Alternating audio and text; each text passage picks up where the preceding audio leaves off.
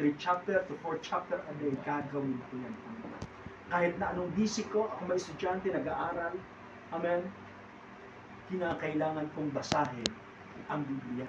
Sino ba rito yung nagbabasa mga kapatid? So 1 chapter a day.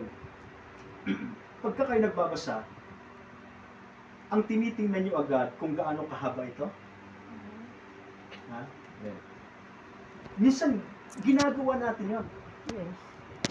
Kung Isipin gaano natin, kahaba ito. Napakahaba. Ha? Kailangan matapos. Bakit? Naroon agad yung isipan natin. Gusto agad matapos. Kasi gusto mong matapos agad eh. Sana maiksi lang yung 3 chapter na yan. Bakit? Kaya nga ako minsan nire-review ko nga ang sarili. Pagka nakapag-iisip ako ng ganon, alam mo, nagbasa ako ng chapter 10 in verse 1. Naiintays ako mga kapatid na tingnan yung dulo. Amen. Nang mga babasahin ko kung gaano kahaba, nire-review ko nga ng sarili. In Jesus' name. Magsimula ka sa ulo. Amen. Ang pagbabasa hindi pa atras. Amen. Right? So ano yun? Commitment yun. Kaya doon pa lang mga kapatid, dapat maturuan natin ang ating sarili. Yung may pagtsatsaga. Amen. Naroon nakapaloob yung commitment. May pagtsatsaga. Alam niyo mga kapatid, someday, pagka wala kang commitment, bagamat mayroon kang pangako sa Panginoon, gagawin ko ito. Pero pagka walang commitment, hindi mo matatapos basahin. Pero pagka nagpe-pray ka sa Lord, Lord, gagawin ko ito. Hindi ako nangangako sa aking sarili. But my faithfulness to you, gagawin ko ito, Panginoon. So doon pala magsisimula. Observe mo yung sarili mo. Makikita niyo mismo. Kasi minsan mga kapatid, sabi ko nga, isa sa kaaway ng tao ay ang kanyang sarili.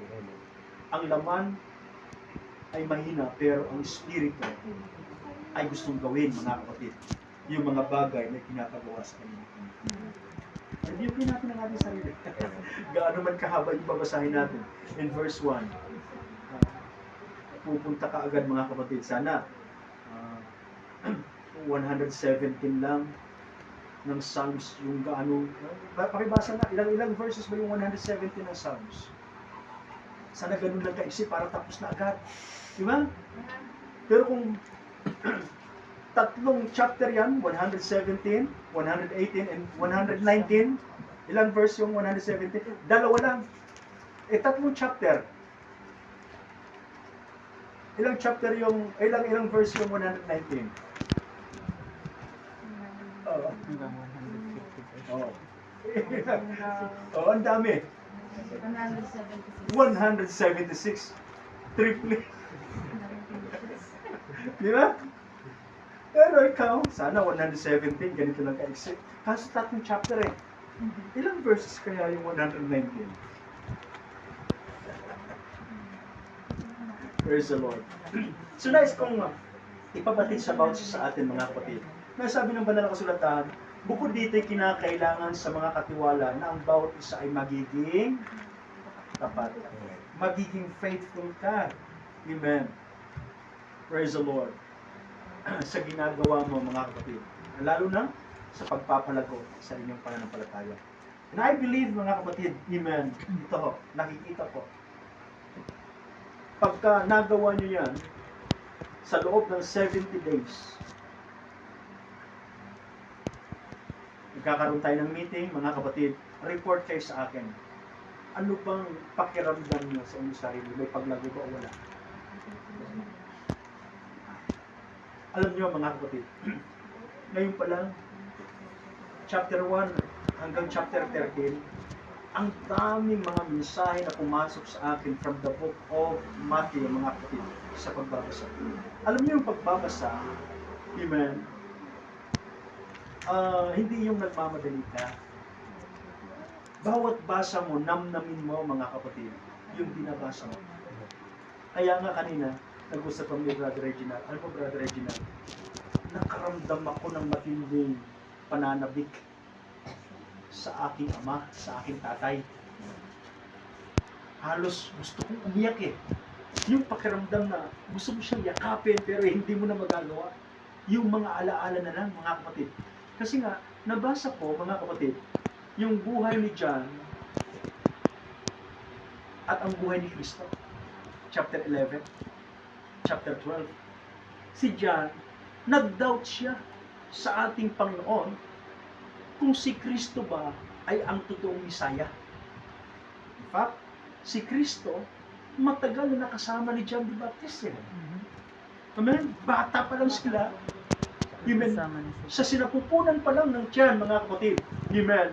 Si John the Baptist, nung batiin siya ni Mary, mga kapatid, lumundag yung batang naroon sa tiyan ng kanyang ina. Ibig sabihin, doon pa lang, meron na silang intimate relationship eh. Amen?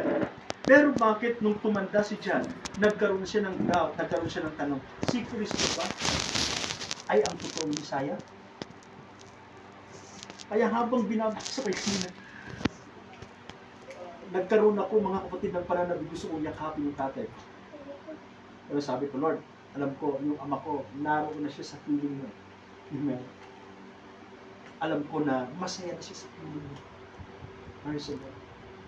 Kaya, yun yung naidudulot, mga kapatid, pagka nagbabasa ka ng salita ng Panginoon, na pagka binabasa mo salita ng Panginoon, yung, may laman. Hindi ka nagbabasa na nagmamadali lang, sapagkat ako ang ganyan. Gusto mo lang matapos yung 3 chapter. Praise the Lord. So, salamat sa Panginoon, mga kapatid. We are a steward, and we are not the owner. Lahat ng bagay na ating pong tinanggap ngayon sa Panginoon, ito ay kaloob lamang ng Lord sa atin. Ipinagkatiwala. At gusto ng Panginoon na makita sa inyo na lumago ka. Amen? Sino ba rito Sunday, mga kapatid, gusto nyo magkaroon ng sarili niyang Bible study? Taas ang kamay. Praise the Lord. May perspective ka na ba ngayon? Amen? May naisip ako na kaibigan ko. Tuturuan ko siya. Kahit na mag-isa lang siya, one-on-one mo. Yan ang pinaka-the best, mga kapatid, na soul winning, one-on-one. Makapag-focus ka, ma-share mo, mga kapatid, yung saloobin mo para sa kanya, mga kapatid. Amen? So, discipleship, steward, praise the Lord. So, maging faithful, mga kapatid, amen, sa paglilingkod sa ating pong Panginoon. Now, Sister Faith, ano ba ang the best na bagay na maibibigay mo sa Panginoon, na makita mo sa iyong sarili someday, maliban doon sa mga nasabi nila? Sige. Bigyan ka magtao. Sige. Bawal daw yung sing, bawal yung sing. Ito bagoy na. Yung alam ko siguro yung... Ay, Ano ba yung best na may bibigay mo sa Panginoon? Na katulad na nabanggit ni David na what I shall render unto the Lord. Na magagawa mo, amen, hindi lamang sa iyong sarili, ito magagawa mo, kundi maraming makikinabang nito. Ma-duplicate mo ang iyong sarili. Kagaya nga ng nabanggit ni Brother Reyes at nabanggit ni Sister Hope na gusto ko na magkaroon ng lakas ng loob sa pag-share, sa pagtuturo. Amen. Sige, meron ka gusto mo i-share? Kaya po kasi nung December po, as a Christian, parang tinatanong natin kung ano ba talaga yung katangian na binigay ni Lord para magamit mo sa ubasan niya. So yun po yung ina-ask ko kay Lord, kung ano ba talaga yung katangian na binigay niya pag-share mo ng word of God or pag-i-encourage lang ba, pagtulong sa kapwa. Pero yung nakikita kong binigay sa akin ni Lord is yung pag-spread ng gospel. And kaya want ko po talaga maging evangelist someday. O kasi mas dun mag-mold ko yung confident ko mag-share ng word of God. Pero, salamat Sister Faith. Pero bago magsimula yun, if you want to become an evangelist, anong trabaho ng evangelist? Actually, frontliner. Frontliner. Nasa unahan ka. Nasa field ka. Amen? Yun yung trabaho ng evangelist. So, hindi lamang sa larangan ng pangalan ng evangelist. I want to become an evangelist. Kasi nga, preacher eh. Pero, yung tunay na pakahulugan ng evangelist, frontliner ka, naroon ka sa unahan, street fighter ka, nangangaral ka, doon sa lansangan. Amen? Yun yung trabaho roon. Nagli-lift up ka ng mga espiritu na mga mahihina at palalakasin mo sila.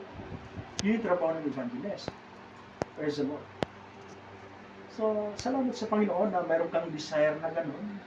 Panalangin natin na gamitin ka ng Panginoon sa larangan, mga kapatid, ng pangarap mo. Actually, mga kapatid, before I become a pastor, yan yung nailagay ko roon sa aking resume. What do you want someday? I want to become an evangelist. Yan yung ano. Pero, nakita ko, mga kapatid, amen, nung naroon ako sa field, mga kapatid, bagamat naranasan ko, mga kapatid, ang karanasan ng isang evangelist kasi nga, pioneering, nasa field ka talaga, frontliner. Pero iba, mga kapatid, amen, yung may puso kang pastor. Kasi ang evangelist, preach lang ng preach yan. Amen. I-invite siya, mga kapatid, mangaral at lilipat uli sa isang church. Pero, yung espiritu, yung puso ng pastor, na kaya mong i-handle, mga kapatid, yung mga taong may iwan na pangangaralan ng evangelist. Amen. Kaya nga, ang ating Panginoon, He is a pastor. Yes. Amen. Siya ay pastor. Kasi nakita niya ang pangangailangan, mga kapatid, ng iglesia. Amen. John chapter 10, in verse 10, in verse 1, pakibasa, Sister Ho. So, Sister Faith, mayroong desire na gano'n. So, ipanalangin mo yan. Ipanalangin natin yan. Amen. Na someday, makita ng Panginoon yung lalabas sa iyo, yung ability na mayroon ka para lalong ma-enlarge ang kakayahan na mayroon ka. In verse 1, Sister Ho. Yan, chapter 1. Uh-huh. Sabi dito, katotohanan, sinasabi ko sa inyo, ang pumapasok sa hindi pintuan ng kulungan ng mga tupa kundi umaakyat sa ibang daan, ang gayon ay tulisan at magnanakaw. In verse 2, Datapwat ang pumapasok sa pintuan ay siyang pastor ng mga tupa. in verse 3, sige pa, isang talata. 3. Binubuksan siya ng bantay pinto at dinirinig ng mga tupa ang kanyang tinig at tinatawag ang kanyang sariling mga tupa sa pangalan at sila ay inihahatid sa labas. Okay. Datapwat ang pumapasok sa pintuan ay siyang pastor ng mga tupa. So, ang ating Panginoon, amen, siya ay isang pastor. Nang sabi ng verse 3, mga kapatid, binubuksan siya ng bantay pinto. Ibig sabihin, may mga usher na nagbubukas, mga kapatid, doon sa pastor. At dinirinig ng mga tupa ang kanyang tinig. Na tinatawag ang kanyang sariling mga tupa sa pangalan at sila ay inihahatid sa labas. So, ang ating Panginoon, He is a great pastor. Marami pong mga talata, He is a great pastor. He is a great soul winner. Sino ba rito yung gusto magiging prophets? Alam nyo, ang ability ng isang propeta, hindi rin po madali. Meron ako naging teacher, mga kapatid na circle. He is a prophet. Kaya pagka nagturo yun, tatago kami. Pagka nangangaral yun, sa chapel service namin, nangaral siya. Meron isang babae na nariyan sa likod na mayroon siyang nararamdaman na ganito sa kanyang physical at ng kawan. Ang kulay ng kanyang damit ay ganito. Tinuro ang asawa ni Pastor Nonya. Lumapit ka rito, ganito, ganyan. Nalaman, hindi naman. Kasi may foreknowledge as a prophet, nangusap sa kanya ang Panginoon. Mag-ingat ka. Meron kang nakaramdaman na ganito sa kanya. Kaya pagka nagsabi ng gano'n, mga kapatid, tatago na kami sa poste. Para maturo tayo niyan. May mga tinatago tayong mga hindi, mga magagandang ginagawa. Baka maibulgar pa rito, di ba? Siyempre, Ano yan? May mga phone namin sila. Pero siyang nagturo sa amin about faith na pagka meron kang pananampalataya na kasi straight ng gumang ito, anumang bagay ang gusto mong hingin ay makukuha mo. Nagturo na gano'n sa aming sa Roma, mga kapatid. So nagbigay siya ng halimbawa. Ito, ang sapatos na ito, hindi sa iyo to, pero pagka meron kang pananampalataya ganito, makukuha mo. Isang estudyante, kaklase mo, tumayo, hinubad yung sapatos. Pumunta rin sa upuan, sabi niya, that's faith. Ask what you will, yung mga bagay na gusto mo, by faith. Kahit hindi sa iyo yan, makukuha mo. Kaya doon ako nagkaroon ng pananampalataya kung bakit nabili ko, nakuha ko ang Bible na ito. Amen. Babayaran na to ng tao, pero may faith ako, Lord. Nanginginig ako sa pananampalataya. Sabi, ito yung Bible na kailangan ko. So, nangyari mo, binigay sa akin. Nasa kamay na ito ng ibang tao Kaso nga lang, yung babayaran niya na, kulang yung pambayad niya, mga kapatid. 200 lang. Kulang siya ng bayad. Umuwi. Nilagay niya ito sa ibabaw ng cabinet, kinuha ko. Meron akong $1. And then, 100 mga kapatid. Tamang-tama, nagpalit ng cashier mga kapatid. Kinuha ko, tumibig ko. Magkano po ito? 120 na lang. Hindi ko na sinukli kung magkano yung sukli ng dollar Dagli ako umalis. Sumakay ng bus, pauwi ng Tondo. Pero grabe ang faith ko. That's faith. Whatsoever things you desire, Amen. When you pray, believe that you receive Him, and He shall have them. That's faith. Amen.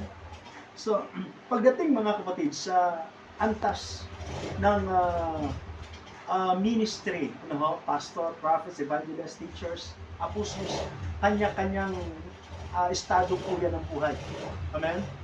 Pero ang pinaka-the best, mga kapatid, amen, if you have spirit of the pastor, heart of the pastor, amen, manatili ka sa church.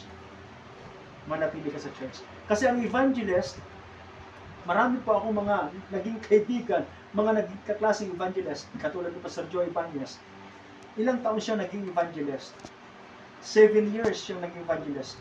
And after 7 years, ako pastor na, meron ng church, siya magtatayo pa lang ng church. So nakita niyo mga kapatid, ang tawag yan, ang advantage. First of all, kasi babalik ka muli, papayoniering ka. Kung gusto mong maging pastora, mag-evangelist ka muna, 10 years, and after 10 years, mag-build ka ng church, pioneering ulit. Ang pastor na asawa niya. Praise the Lord. May palusot pa rin. Okay lang yan. At least katandem kayo, di ba? Magkatandem kayo. Okay, sino pa? Sa mga young people muna, mamaya na yung may mga asawa, no? Sister Rian. Yeah. What do you want someday to become? What shall I render unto the Lord? Okay, lakas-lakasan.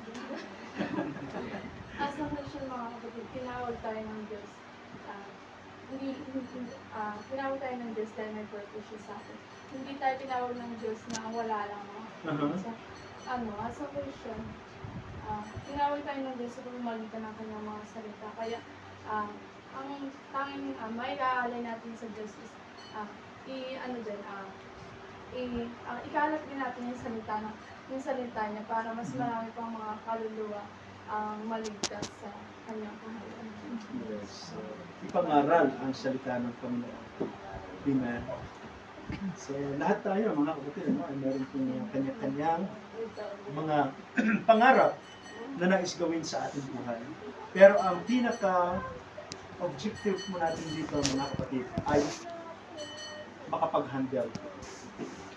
Dapat magiging tayo, kalaya nga ng aking pong nabagin sa inyo, magiging ulo tayo, hindi buntot. Amen. Frontliner tayo. Amen. Makita natin ang ating sarili, mga kapatid na nagtuturo, nagsishare ng Word of God. Amen. Kaya yung aming pong batch sa Bible School Year 2000, mga kapatid, 2001, tinatawag kami na frontliners. Kami yung mga frontliners. Amen. So magbasa tayo ng isang talata, mga kapatid. Amen. Dito po sa aklat ng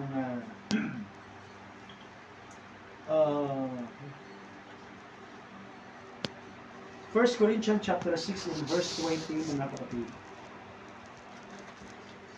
Patungkol pa rin po ito sa steward.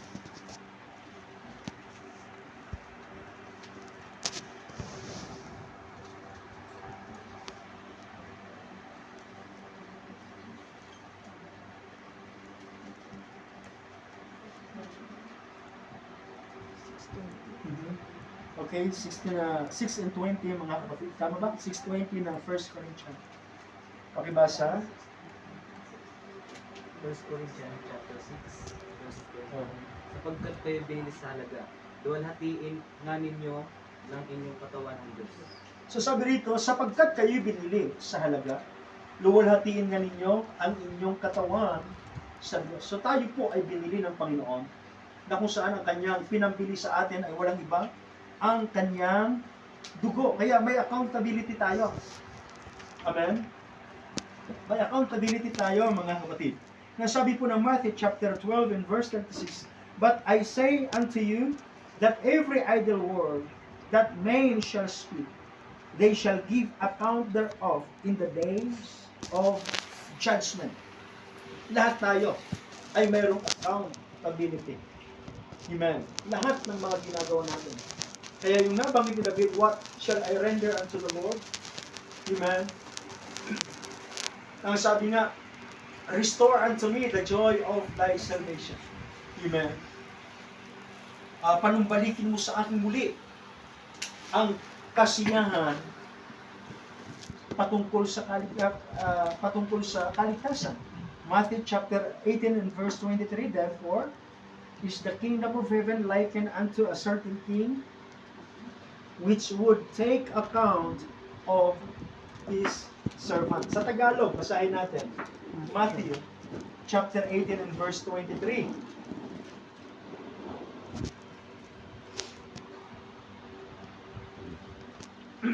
Kaya't ang kaharian ng langit ay tulad sa isang hari na nag-ibig na makipag-usap sa kanyang mga alipin. Kung sakaling ang Panginoon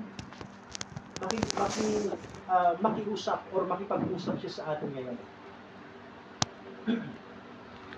Kagaya nga ng aking pong nabanggit sa inyo kanina, mga kapatid, ano bang may bibigay mong gift para sa Panginoon? Praise the Lord. Na ang Diyos ay matuwa at magalak sa buhay mo. Kaya mo bang panindigan? Kaya mo bang panghawakan yung mga salitang binitawan mo sa Panginoon? Kasi nga, sabi nga, ng talatang ating pong nabasa kanina, mga kapatid, amen, sa aklat ng Matthew chapter 12, anumang mga bagay ang ating mga sinasabi, they shall give account thereof. Tayo po ay magbibigay sulit nito sa atin. Kaya ho, mga kapatid, huwag mabigo ang Panginoon sa ating pong mga buhay. Ulitin ko, ibigay mo ang best na kaya mong ibigay sa Panginoon. Pagka ikaw ay naatasan, mga kapatid, na mag-share, panindigan mo. Huwag mong ibigay sa iba. Amen? Opportunity yun eh.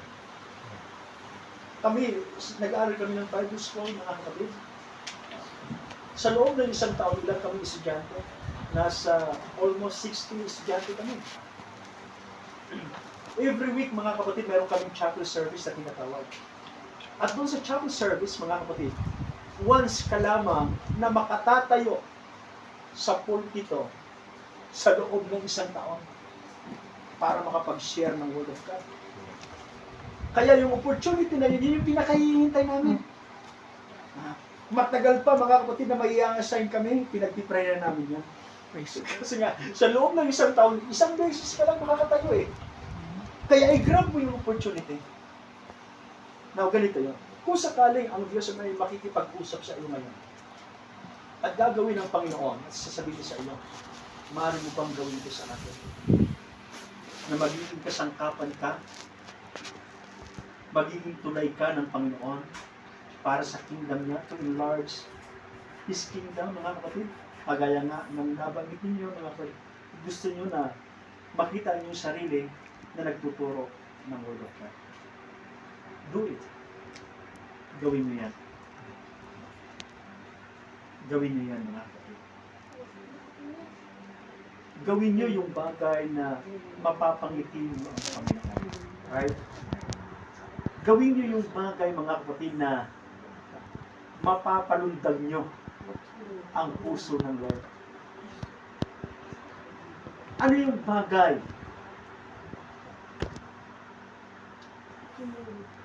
na mapapasaya mo ang Panginoon? Sige nga, magbigay kayo ng isang bagay. Ano yung bagay na isang importanteng bagay na mapapasaya mo ang Panginoon? Sino ang gustong magtaas ng kamay? Sige nga. Yung isang bagay na yun. Sister ako. One word. Hindi lang isang isang paragraph, isang sentence. Being faithful. Being faithful. Kasi God is a jealous God. Okay. So, kapag hindi tayo naging faithful, hindi natin siya napapasaya. So, being faithful, doon natin napapakita na mahal natin siya at napapasaya natin. So, nabasa natin kanina, gusto na Panginoon na makita ka faithful, di ba?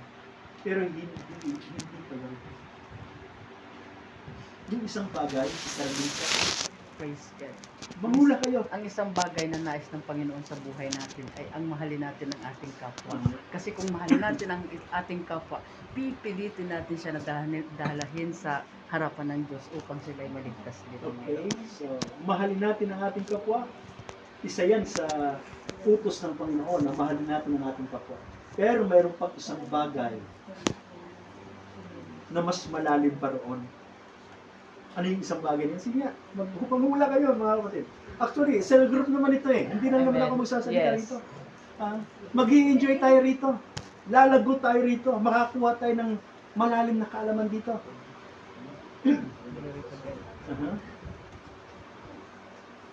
Actually, nabasa ko yan kanina nung nagbabasa ako mga kapatid sa book of Matthew.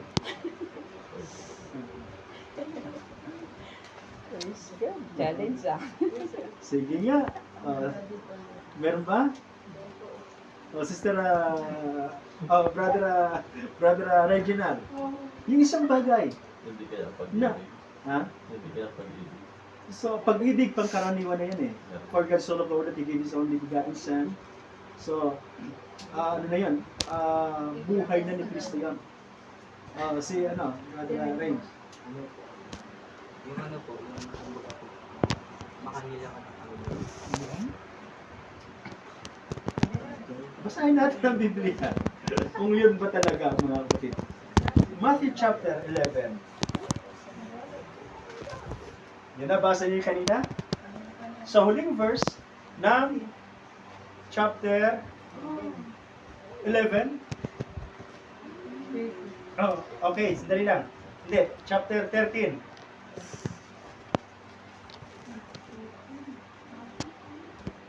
Tama. Sandali lang mga kapatid. Matthew.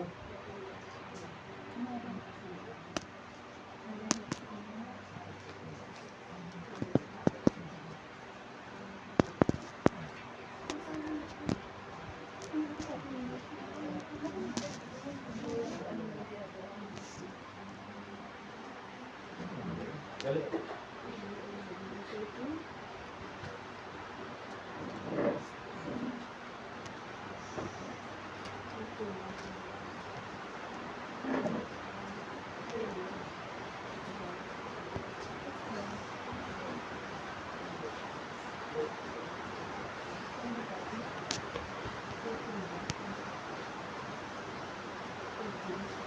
Chapter 9. Yan, kahapon ko pala nabasa ito.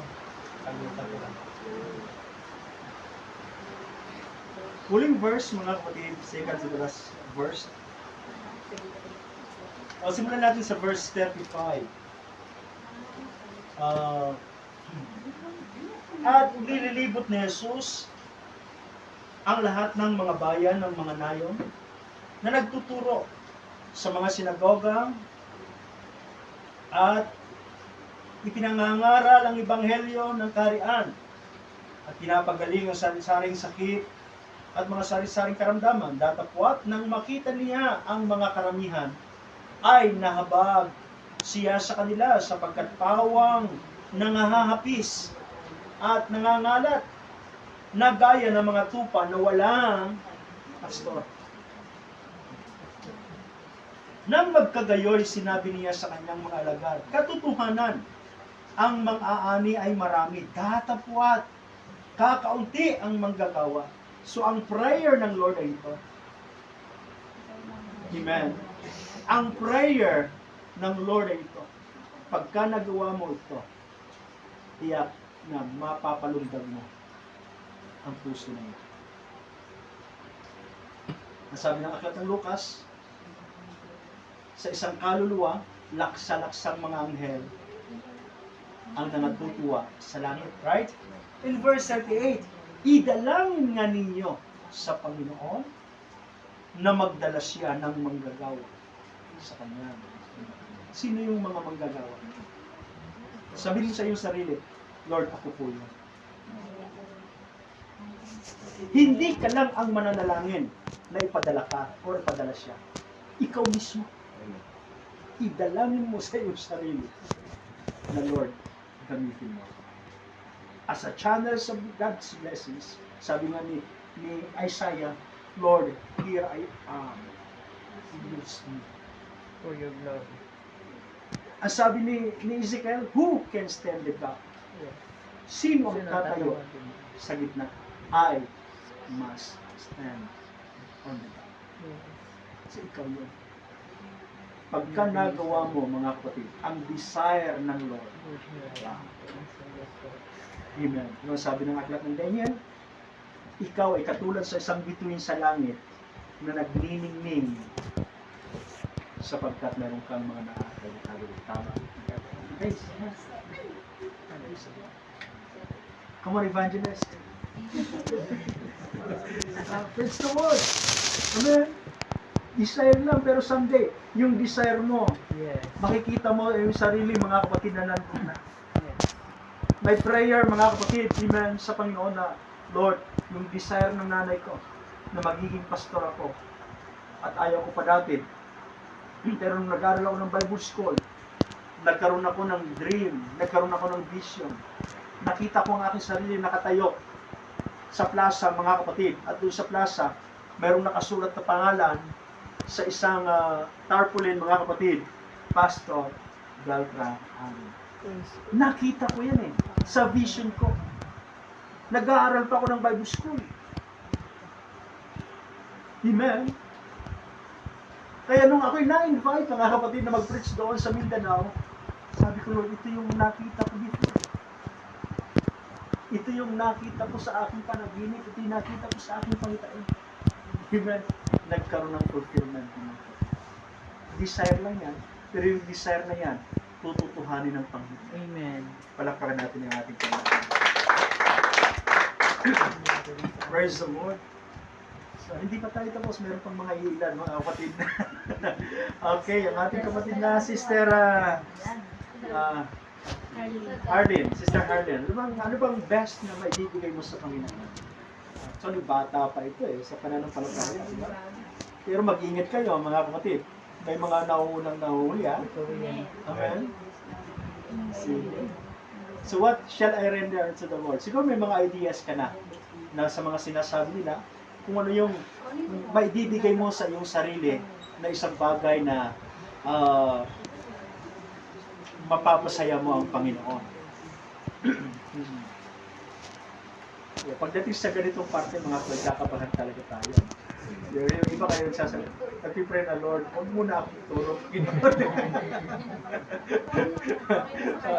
Sige lang, sige Sister Harley. Wala ka na masakit sa puso, ano? Sige lang, share lang. Ano po yung pag... Hindi, iyak. Actually, mga kapatid, kanina, alam niyo na yung sasabihin niya eh. Biglang nawala. Sige lang.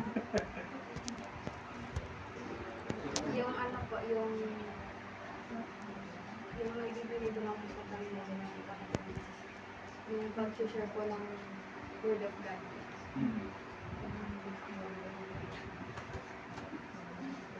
Oh, yun lang. Okay, so, ang puntos mga kapatid ay ito, ang puntos ay ito.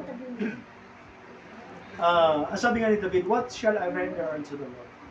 Na, ikaw mismo, ang tinutukoy, ikaw mismo. Yung mga sasabihin mo, yung desire mo, amen, na makita mo ang iyong sarili someday. Amen, na ito na yun. Yung prayer ko, na katulad ng nabanggit David, na what shall I render unto the Lord, ito na yun. Nakita ko na ang aking sarili na ginagamit na ako ng ating pong Panginoon. Amen? So yun yung pinakamahalaga. Amen? Na hindi, yung prayer mo hindi siya, yung prayer mo dapat sa iyo. Na Lord, here am I. Use me. Gamitin mo ako, Panginoon.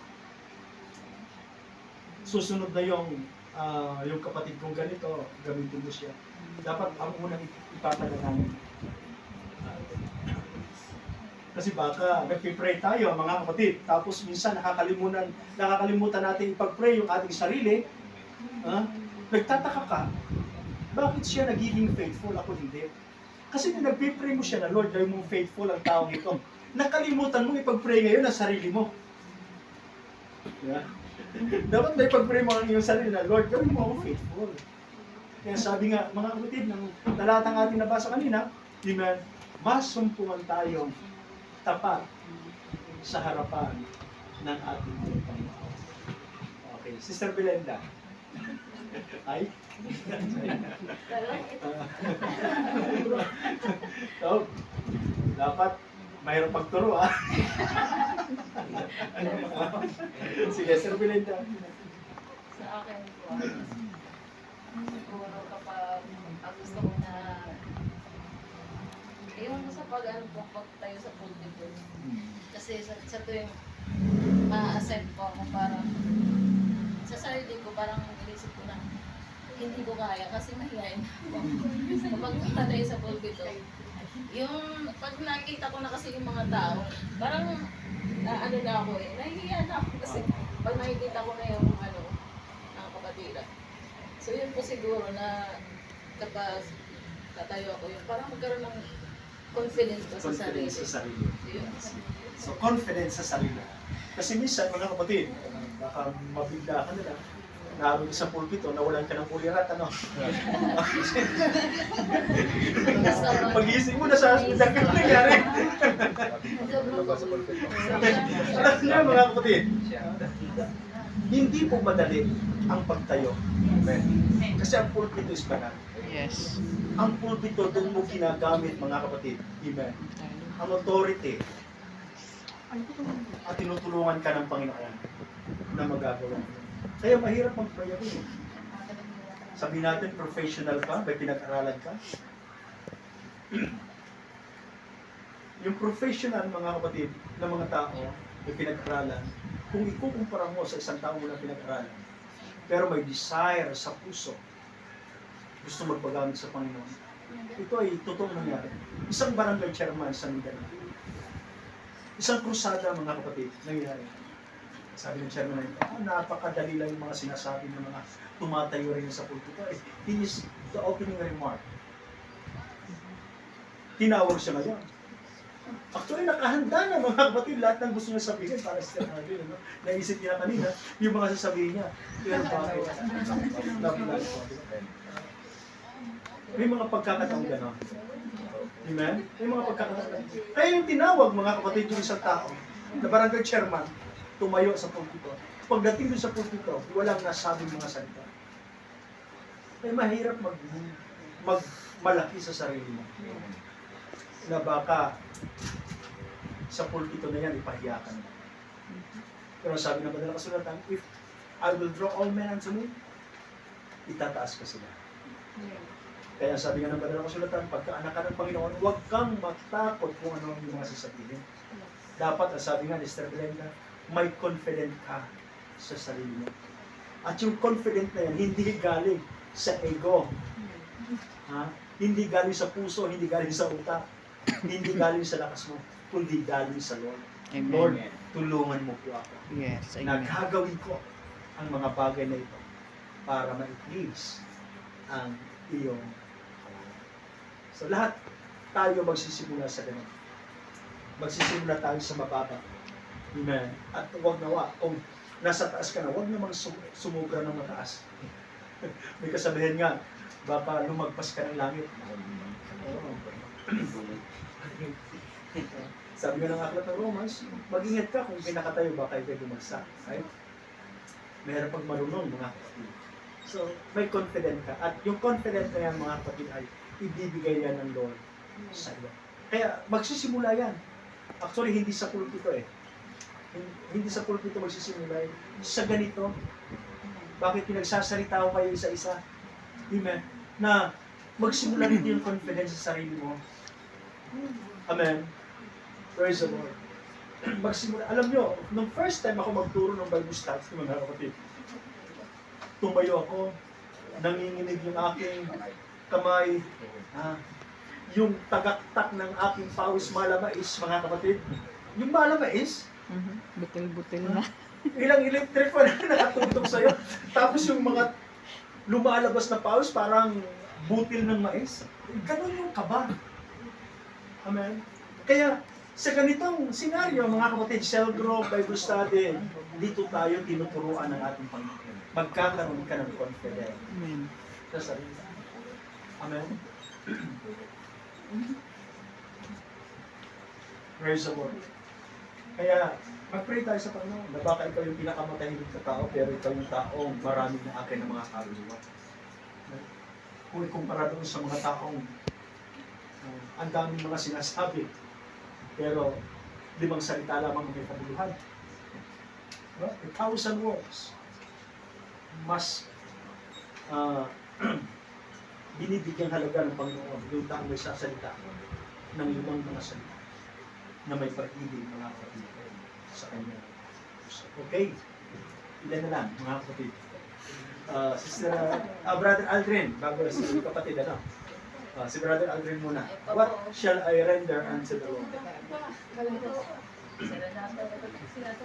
Si Brother Nato, magpakita ka rito. Dapat dito kayo, sa harap kayo. Brother Aldrin. Sa akin po, ano po. Katulad na sinabi niyo. Huwag katulad. Dito po. Ako, parang ganun. Oo. Parang ganun po yung... Mapagkakabalan tayong nasa gaya-gaya niya. Sige lang, sige lang. Ganito po sa akin po kasi gusto ko po ano, na gamitin ako ni Lord na maging channel ng kanyang salita na magamit na kasi there's many people na gustong matuto ng salita ng Diyos. Maraming tanong sa puso't isip nila na hindi nila alam yung sagot. Tapos minsan marami rin ako na miss na opportunity na magamit ng Panginoon. Kaya gusto ko na gamitin ng Panginoon na ma-expand yung karunungan ko about sa Word of God na ma-share ko na sa maraming tao sa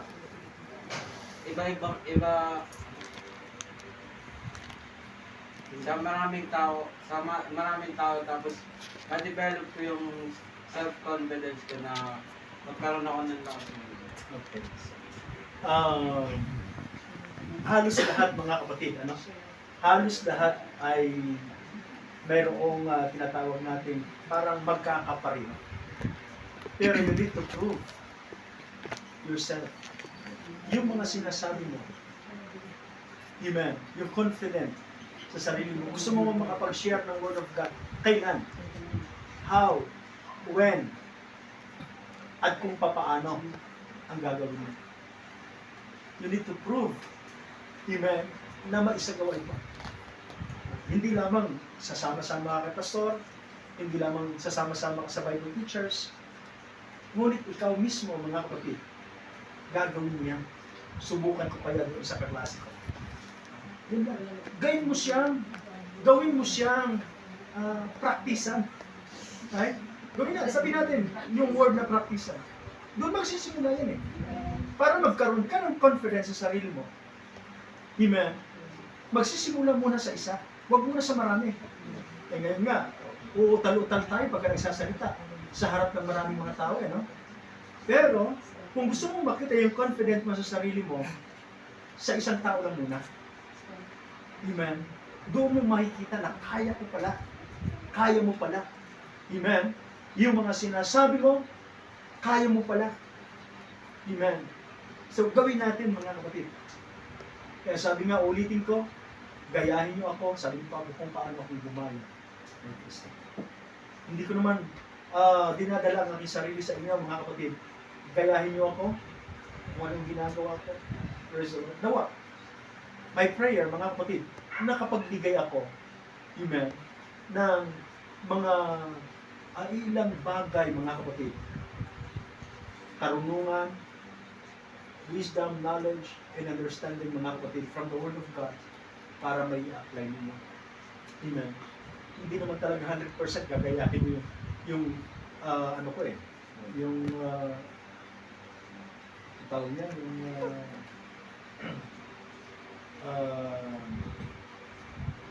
help niyo mga kapatid. Yung style ko, ha? Kung paano ko mag-preach.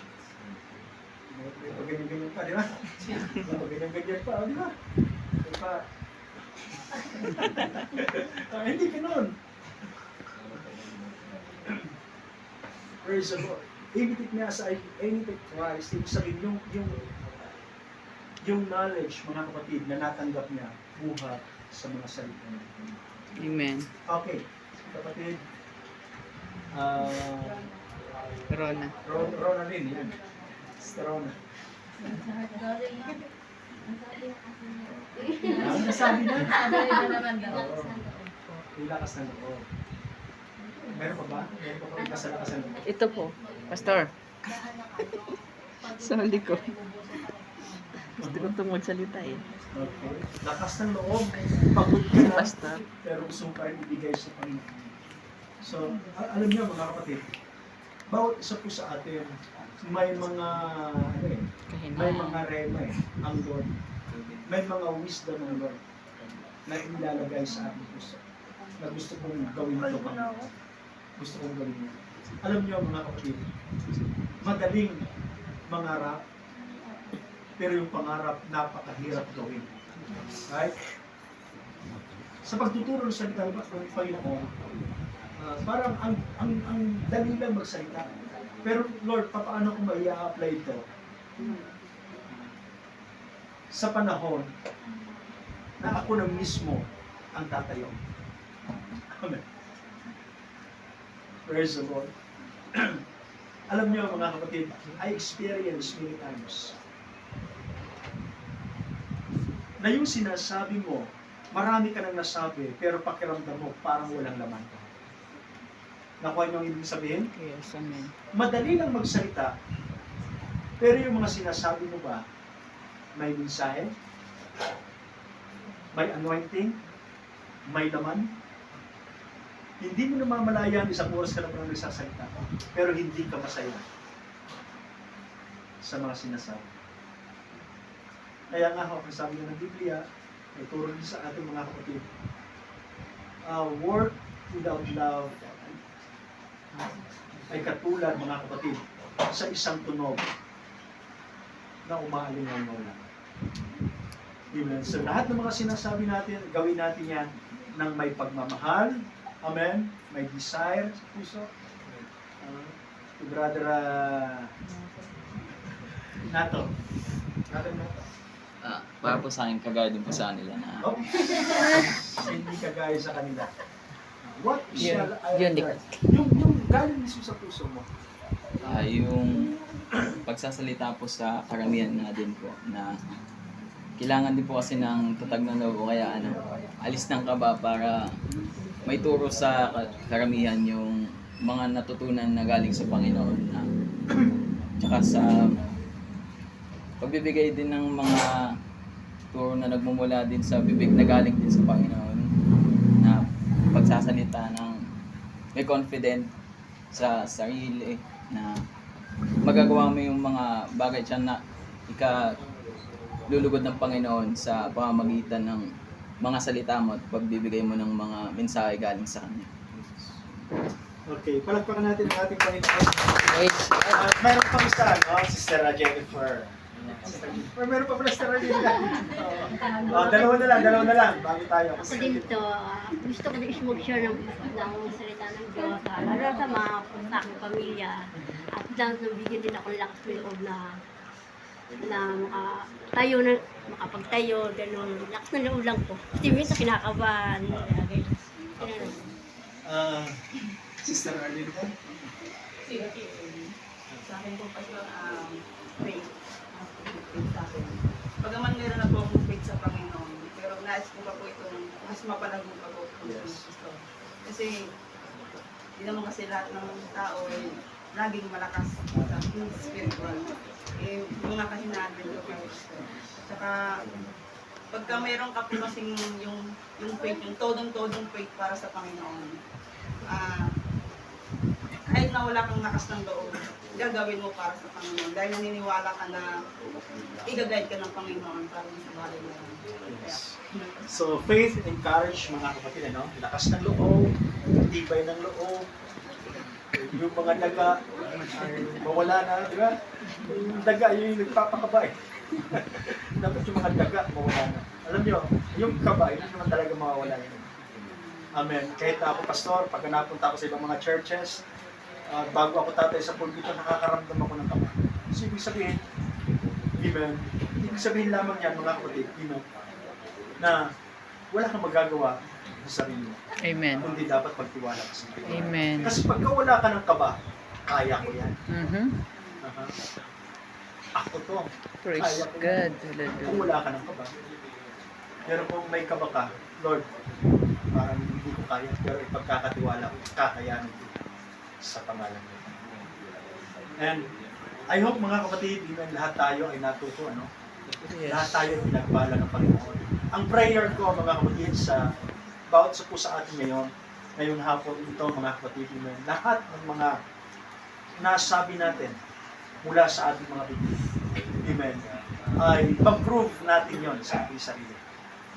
Hindi lamang makita natin ito sa ating kapwa mananampalataya, kundi tayo mismo makita natin ang ating sarili na someday tayo na, amen, ang gumagawa doon sa mga sinasabi natin. Amen? Na sabi nga niyo kanina, gusto kong makita sa aking sarili na someday nakatayo na ako. Gawin mo at patunayan mo yan. Praise the Lord. I-work out natin yan, mga kapatid, na someday ay magagawa natin ito sa tulong ng ating Panginoon. Palakpakan natin ang ating Panginoon. Lahat ba ay natuto, mga kapatid? Amen. So yan po ang self-growth. Amen. Na hindi ito trabaho lamang ng isang tao. Hindi lamang ito trabaho ko. Kukunin ko yung idea nyo. May idea ako na ibibigay sa inyo, mga kapatid. Lahat tayo ay lalago. So sa pagkakaisa at pagtutulong-tulong, makakapag-establish tayo, mga kapatid, ng isang matibay na foundation sa paglilingkod natin sa ating Panginoon. Tutulungan ko kayo, magtutulungan tayo sa bawat isa, mga kapatid, amen, para lahat ng mga nais, desire natin sa buhay ay maisasagawa natin ito sa tulong at biyaya ng ating Panginoon. Tayo po lahat ay tumayo, mga kapatid.